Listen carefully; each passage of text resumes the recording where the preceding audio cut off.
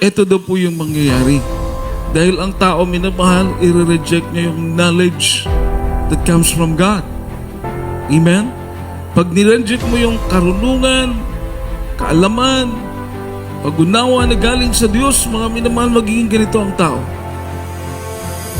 Kikiapi, maruming isipan, chismoso, palalo, mayabang, inventors of evil things, disobedient to parents. Pag hindi naglilingkod ang pamilya, di ba, mga bata, ganun ang nangyayari.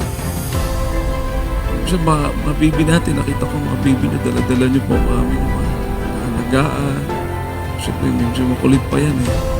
Pero makita niyo pagdating ng araw, makita niyo po sila dahil nakikita nilang tapat kayo naglilingkod sa Diyos. Kahit yung mga bata naglalaro dyan, nakikinig po yan eh. Oo, nakikinig po yan. Tanungin mo, ano narinig mo? Ano nakita mo sa gawain? Natatanim po yan sa isip nila. Kaya sinasabi ng Bible, train up a child the way he should go, that when he grow up, he will not depart from it.